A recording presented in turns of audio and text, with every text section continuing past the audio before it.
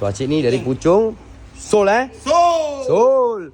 Teguran Acik ni guys, sebab setiap customer kami akan tanya apa teguran yang boleh didapatkan daripada servis kita orang. So yang lain semua okey, kebanyakan okey, tapi Acik ni ada satu teguran untuk Bos Ijan and the team.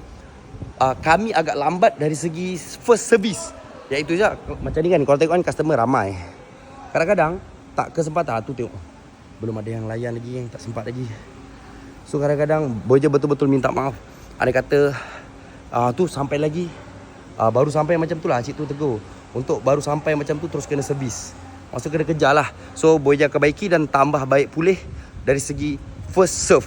Sebab Bos Ijan dapat teguran first serve. Sebab macam ni kan, ni siapa tak ada orang layan.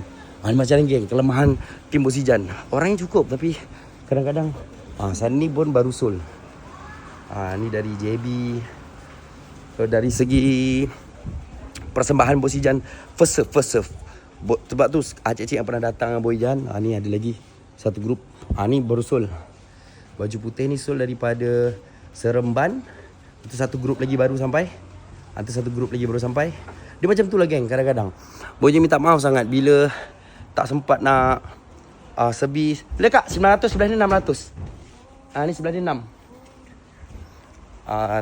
First serve Bos Ijan gagal sikit sebab kadang-kadang tengok orang datang serentak.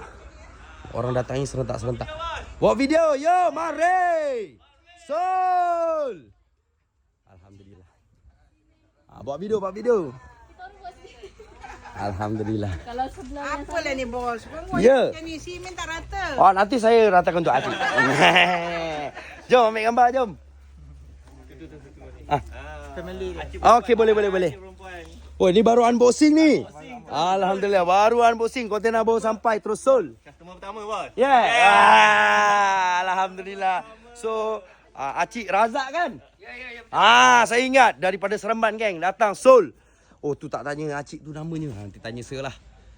Itu bedah Sol. Allah Maha Besar. Kontainer baru sampai, Boja baru unboxing dan Sol beberapa. Ni Acik satu grup lagi. Tengah tengok. Nak sofa ke apa segala ini situasi gudang Boja. Sana tu pun ada lagi. So minta maaf, first serve. Ingat first serve Acik pesan. Baik. Keluar kereta kena kejar. Baik. Keluar kereta kena kejar. Sekali ajak makan asam pedas ibu. Dua family ajak.